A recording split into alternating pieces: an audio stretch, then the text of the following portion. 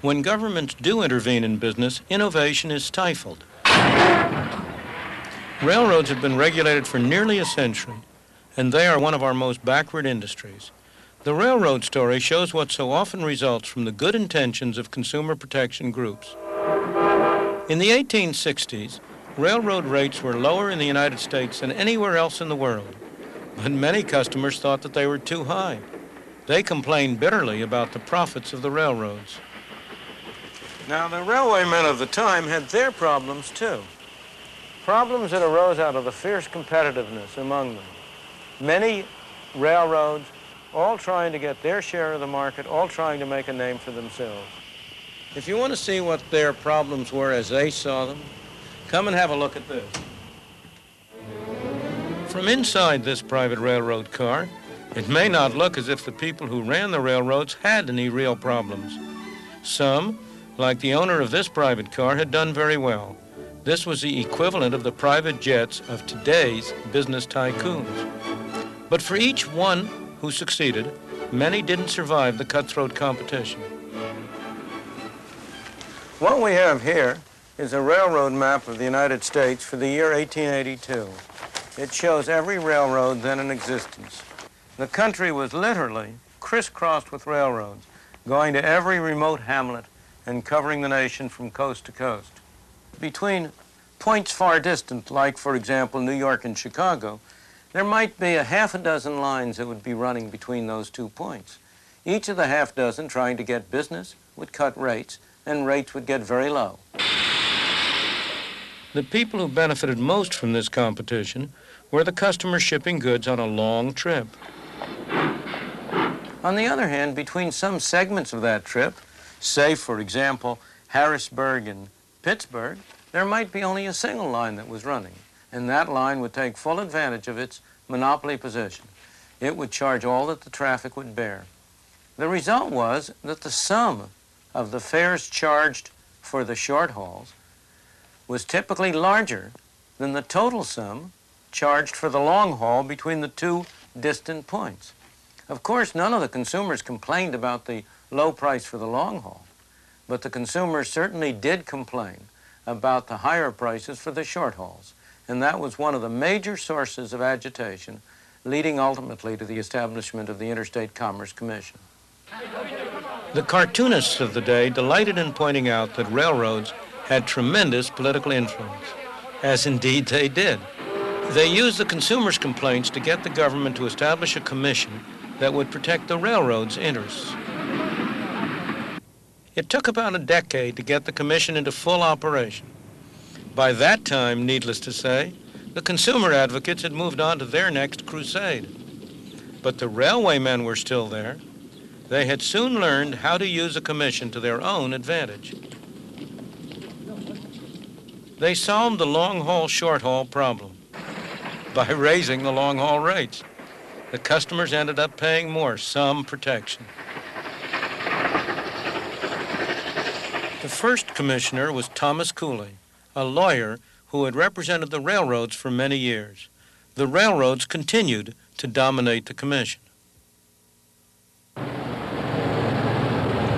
In the 1920s and 30s, when trucks emerged as serious competitors for long-distance hauling, the railroads induced the commission to extend control over trucking. Truckers, in their turn, learned how to use a commission to protect themselves from competition. This firm carries freight to and from the Dayton, Ohio International Airport. It's the only one serving some routes, and its customers depend on it. But Dayton Air Freight has real problems. Its ICC license only permits it to carry freight from Dayton to Detroit. To serve other routes, it's had to buy rights from other ICC license holders, including one who doesn't own a single truck. It's paid as much as $100,000 a year for the privilege. Our company is in the process of trying to get rights to go there now. Yes, we'll do that, and thank you for calling, sir. The owners of the firm have been trying for years to get their license extended to cover more routes.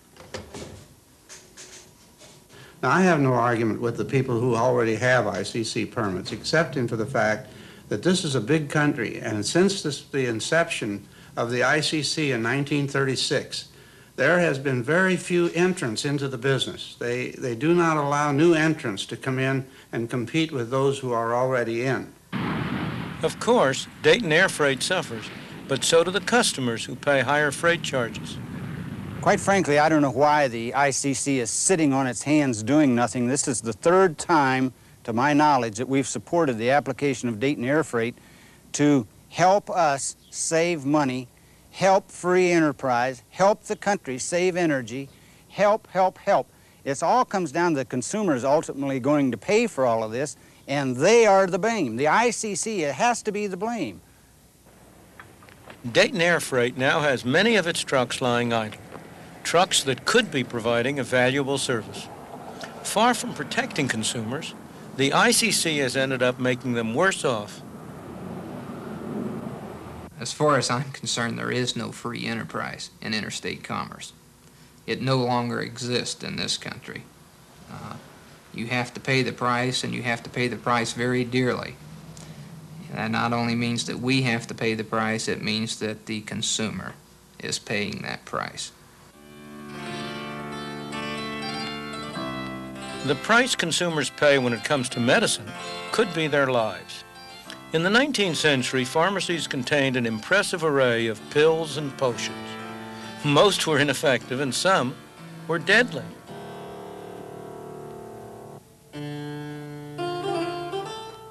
There was an outcry about drugs that maimed or killed.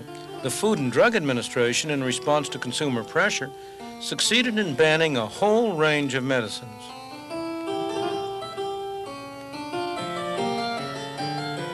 The tonics and lotions with their excessive claims disappeared from the market. In 1962, the Kefauver amendments gave the FDA power to regulate all drugs for effectiveness as well as for safety.